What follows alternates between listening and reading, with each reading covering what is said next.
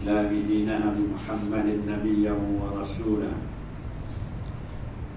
اللهم صل على سيدنا محمد وعلى آل سيدنا محمد اللهم صل على سيدنا محمد عبدك ورسولك النبي الأمي وعلى آله وصحبه وبارك وسلم.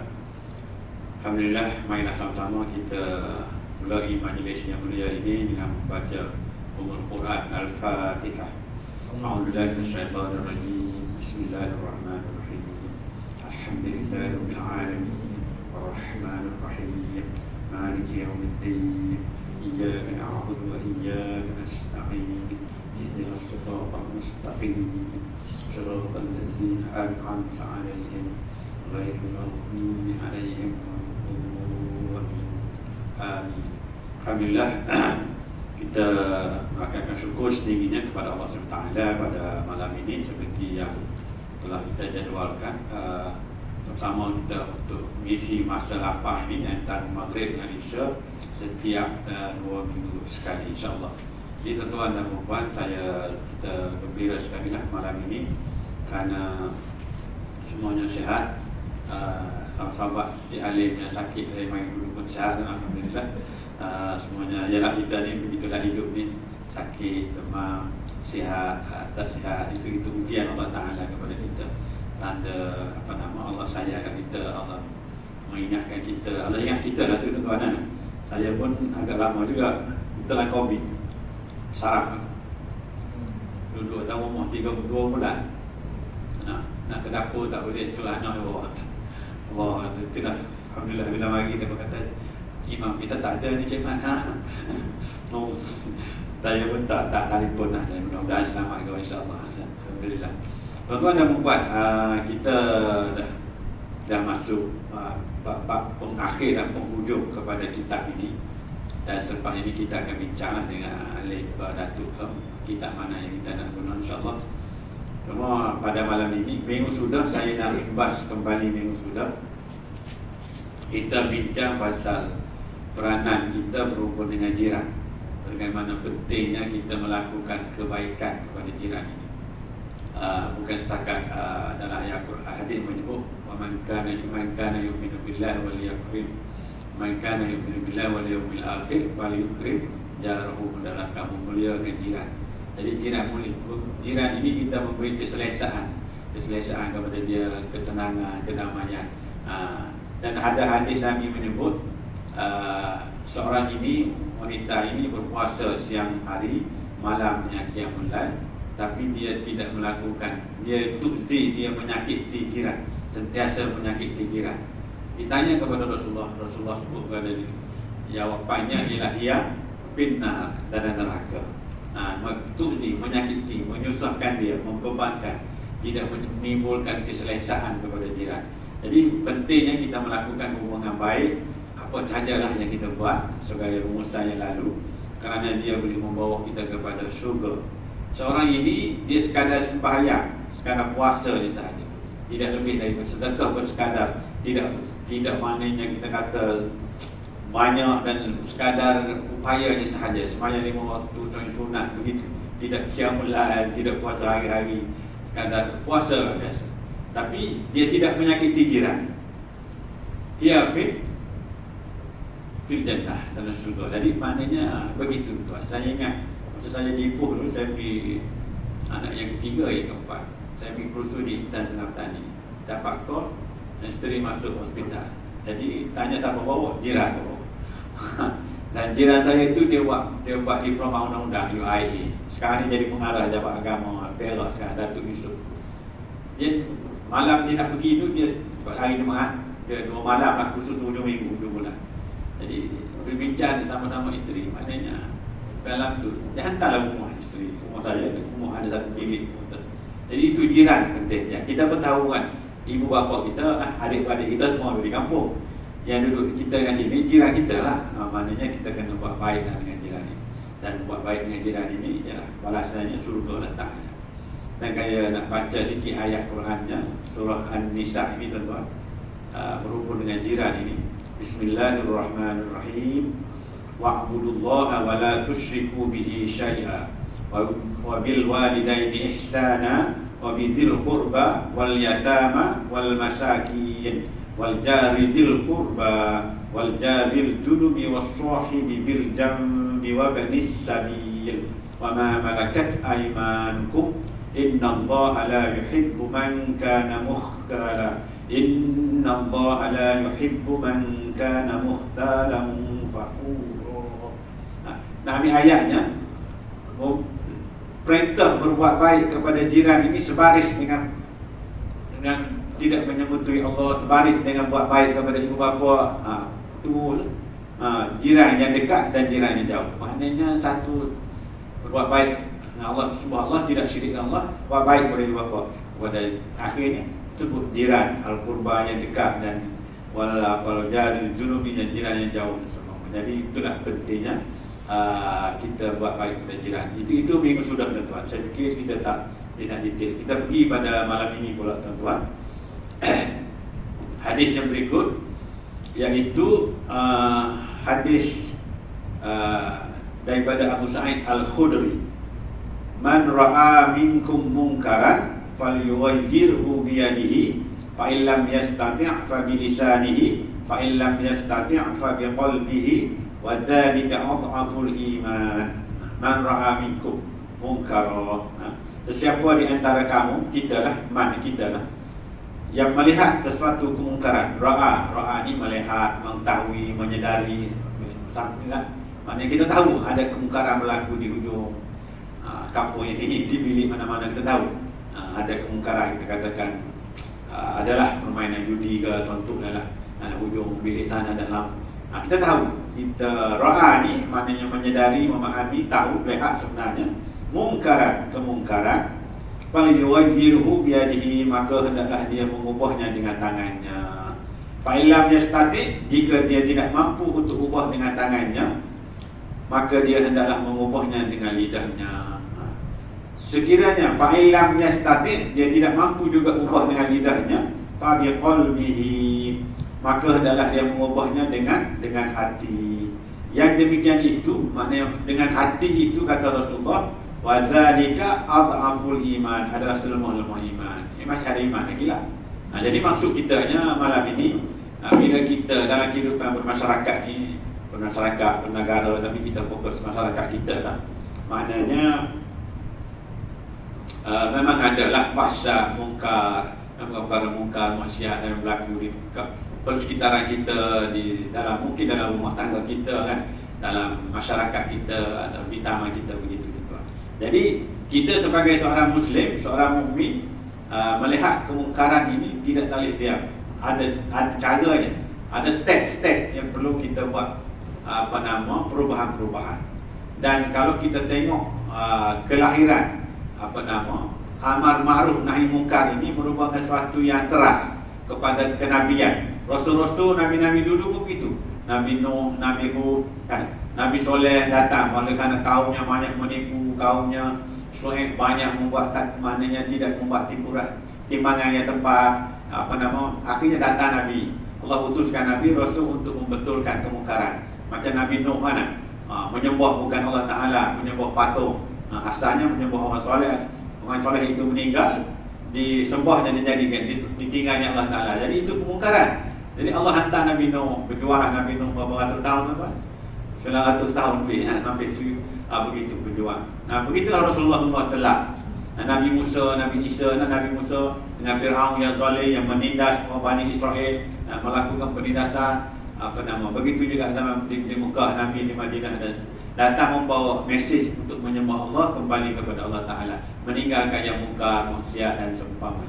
Jadi kita malam ini juga dituntut bagi orang kita, orang Islam, apabila ada kemungkaran, kita ada stepnya, ada tahapnya. Dia di sini dia guna istilah yang statik. Maksudnya ikut keupayaan lah.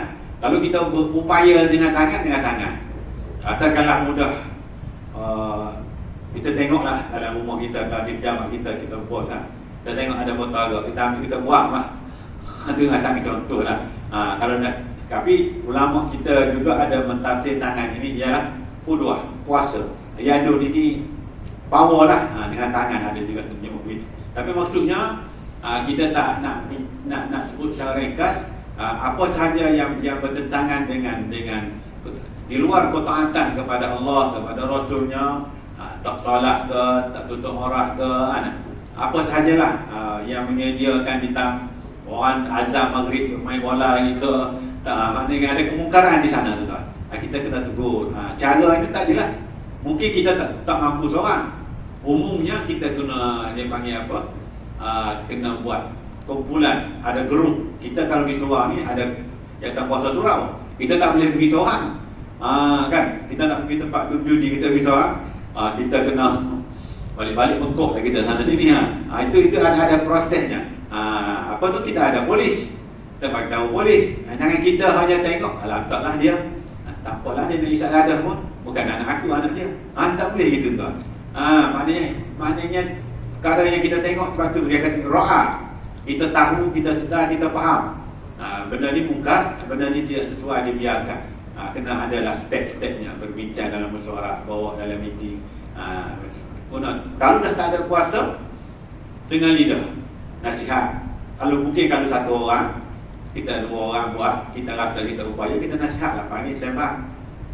Gunalah kaunseling, cara-cara pendekatan yang kita boleh. Kalau patut makan, belanja makan dulu, waktu canaan semua kan. Lepas tu kita cerita lah, sebenarnya Pak Cik ni nak beritahu anak ni kan. Sebenarnya maghrib tak elok duduk tengah padang tu kan. Apa gini. Kita boleh cerita lah. Tak nak semayang, tak apalah, masih duduk rumah lah. Itu contohnya lah. Guna lisan, nasihat, ceramah, tapi kalau hari ni dah guna ni lah pula, jari lah pula kan. Tapi jangan yang menimbulkan darurat lah, fitnah, tidak ada muncul di mana-mana, tengok tu sebar. Itu dah jadi tidak ada lagi, bahkan mungkin menimbulkan mungkar juga. Kita menyebarkan yang mungkar juga. Jadi kita tengok dulu, kita cek tabayun, kita bagi istilah dia tabayun lah, semua cek ni tak betul, kita diam lah. Itu tuan-tuan. Tapi pokoknya semua orang menjadi tanggungjawab, setiap orang Islam, baik laki-laki baik perempuan, terlibat dengan kemungkaran yang mengambil tindakan untuk mengatasi kemungkaran ini. Karena kita takut kalau kemungkaran kita biarkan, akan datang ujian Allah, bala Allah dan sebagainya. Bila datang bala Allah tu dah tak doa pun tak diterima dah. Mari tsunami tu doa lah kita. Tapi sebelum tsunami tu bertahun-tahun kita tak ambil tindakan. Mana di sana kemungkaran, di sini kemungkaran masing-masing, tak kisah masing-masing nafsi masing-masing kan. Ini macam di barat lah, kita ni bukan Islam. Tak apalah di barat. Begitu. Kita ni Islam. Tak boleh tengok, kita bincang macam mana atasi. Kadang-kadang of course lah, bila kita terlibat ini, kadang-kadang kita akan terdedah kepada risiko-risiko, dan inilah dipanggil jihad, dan inilah dipanggil pengorbanan. Inilah dipanggil perjuangan. Sikit semuanya tu kan, tapi taklah sampai kita nak dihajar. Tak ni, maknanya cara kita tak adalah sampai nak dibunuh dan sebagainya. Tapi orang yang membuat maksiat tu, orang ni kadang-kadang kalau kat pertama ni mungkin kereta kita dibuangi. Itu sekadar contoh lah. Atau tengok motor kita tayar dah tak ada, pasal kita lantang sikit lah kan kita. Itu tak apalah, kita anggap itu ujian Allah Ta'ala kepada kita kan. Jadi begitulah tuan-tuan. Ada 3 step di sini. Step pertama, lidah, tangan, upaya, tenaga, kuasa lah. Kita tak ada kuasa. Yang ada kuasa ni tengok keadaan lah. Kalau negara, pemerintah lah. Kalau negeri, kalau level kawasan zon ini adalah wakil-wakilnya. Kalau kita di Perdaya ada YB Parlimen. Kalau turun lagi di Masjid Surau, ada jawatan kuasa surau, di Purkon pun jawatan surau, dan ada polis, ada jawatan kuasa keselamatan, ada semua. Kita gunakanlah media yang ada ini, organisasi yang ada ini untuk kita menyuarakan. Sebab kita menyuarakan. Sebab kalau tak boleh dengan lidah pun kita tak buat, dengan hati kita kena tegur. Aku tak setuju, I am not happy dengan ini salah, saya tak agree semua. Katakan ada pesta lah.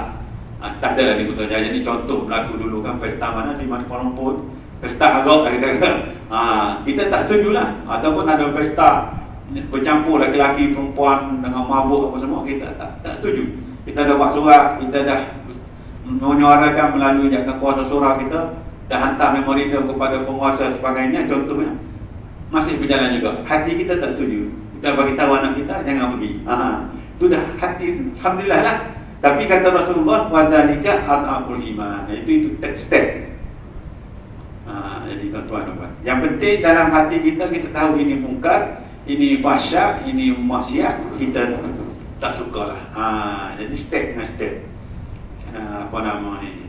Saya baca satu hadis yang diambil di tempat lain, ma min qaumin ya'malu fihim bil ma'asi yaqdiruna ala an yughayyiru thumma la yughayyiru illa an yusiku an yu'ammahu minhu bi'iqabin. Satu kaum ada di kampung itu, di kawasan itu melakukan maksiat, dan ramai ini berkuasa. Kita boleh ubah sebenarnya kalau kita nak ubah. Yaqdirun, maknanya kita ada keupayaan, ada kebolehan untuk mengubah yang tak elok tadi. Tapi la yughayyiru, kita tak ubah, kita masing-masing lantaklah nafsi-nafsi tuan. Allah akan menurunkan iqab, balasannya macam-macam lah tuan. Jadi kita minta jauh. Yang jadi isu kita di sini malam ini ialah ada lagi satu hadis yang katanya hadis ini berbunyi man jahadahum biyadihi fahuwa mu'min.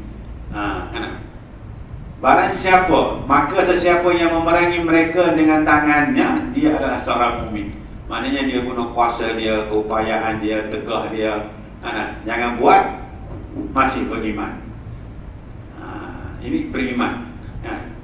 Man jahadahum bilisanihi, dan sesiapa yang memerangi, mengatasi, berusaha memadamkan maksiat mungkar tadi dengan lidahnya, dan ceramahnya, kaunselingnya, berbagai-bagai dia buat aktiviti-aktiviti untuk orang tidak melakukan maksiat tadi, masih lagi mukmin. Dengan lidah mukmin, dengan tangan mukmin. Seorang yang memerangi mereka dengan hatinya, dia juga seorang mukmin, masih lagi beriman, tuan. Tapi bagaimana? Laisa wara'a zalika minal imani habbatu khardalin. Ini yang kita takut ni. Dia kata tidak ada lagi keimanan setelah itu walaupun sebiji sawi. Kalau dengan tangan pun dengan lidah pun tidak, dengan hati pun tidak. Kemungkaran tadi. Mana dia reda, dia apa bagi? Dia okeylah. Tak apalah. Begitulah tuan-tuan. Kalau kita istilah apa yang mudah sekarang ni, sibuk-sibuk bercakap pasal ambil rusuah lah mudah kan, mudah kita gawakan jangan banyak rusuah-rusuah. Kita kata lantak lah aku. Kita tak kisah. Patut kita saya tak suka untuk rusuah ni. Saya mesti tentang, saya mesti boykot, saya mesti gitu-gitulah. Ikut keupayaan kita lah. Ikut keupayaan individu kita. Tidak apa nama ni, bagaimanapun orang ini tidak. Tangan pun dia tak buat apa, dengan lidah pun dia tak buat apa, hati pun tak benci. Kata Nabi, laisa wara'a dzalika minal iman hubbatun min hubbatu khardalin. Wa'iyadzubillah lah. Tiada lagi keimanan setelah itu walaupun sebiji sawi, dah tak ada dah. Maknanya orang istilah kita mudah lah, orang dia reda lah dengan maksiat. Dia setujulah dengan kemungkaran tadi. Janganlah tuan-tuan. Itu kalau mati tu, mati dah tak iman lah. Kata pengarang, hadis ini menjadi dalil bahawa sesiapa yang tidak mengingkari maksiat dengan hatinya dan tidak suka ia lenyap, dia suka maksiat itu ada. Seronok juga ada hiburan-hiburan tu. Begitulah senang. Ini pengarang sejamaah ni. Maka dia adalah orang yang tidak memiliki iman. Tak ada iman, tuan-tuan. Waliyazubillah kan. Apalah makna hidup kita kalau dah tak ada iman? Mati dalam keadaan kita tidak ada iman, Masya Allah. Jadi pokoknya mungkar dan maksiat ini suatu yang mendasari, yang utama dalam kehidupan kita orang mukmin. Kita tidak boleh anggap kecil.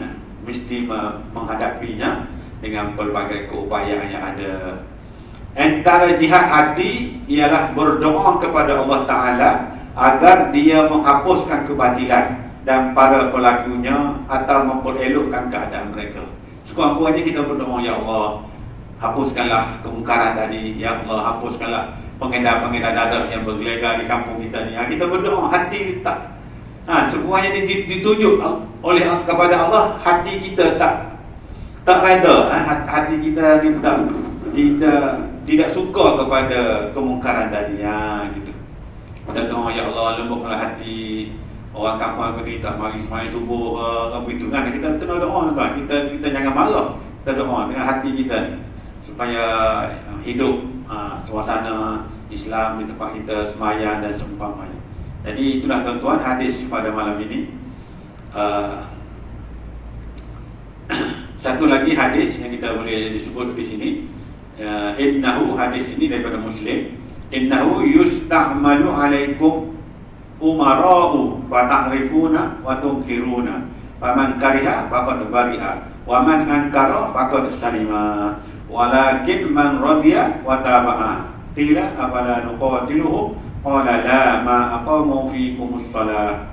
Semuanya ada para pemimpin yang diangkat ke atas kamu mentadbir urusan, alaikum umara, menguruskan kita lah. Lalu kamu memuji, mengingkari mereka atas perbuatan yang baik dan tidak baik. Kita pujilah yang baik, yang tak baik kita tak suka, begitulah. Fatu'rifuna wa tunkiruna faman kariha, siapa yang membencinya maka dia terlepas. Tidak, kalau dia tak suka dengan kemungkaran tadi, kita tak dosa lah, kan. Faqad bari'a, maknanya selamatlah kita daripada dosa. Siapa yang ingkar maka dia selamat. Wa man ankara faqad salima, maknanya kita ingkar, kita tak sujud, kita selamatlah. Akan tetapi dosa dan balasan buruk dikenakan kepada mereka, kepada sesiapa yang reda dan patuh. Tapi orang yang reda, patuh, taat, ikut yang kemungkaran tadi, dia bersekali lah tu sama sebar risalah ke membuat pengumuman kan, menebar dia benda-benda yang mungkar ini. Maknanya maka dan siapa yang reda, baginda ditanya, maka adakah kami perlu memerangi mereka? Afala nuqam, bagaimana cara mengatasi begitulah kemungkaran yang ada ni, suasana yang ada ni, yang tak elok ni, apa nak tindakan kami? Boleh tak perang? Kata Nabi, la ma aqamu fikumus salah. Baginda menjawab, tidak selagi mereka masih mengerjakan solat. Kawan-kawan kita buat juga maksiat, walaupun dia terlibat dengan riba ke, terlibat dengan penipuan, tak bolehlah kita kena perang kan. Ada cara. Ini soal kita dalam keadaan ada negara ni, kita serah kepada penguasa kan, ada polisnya, ada mana kan, kita serah lah.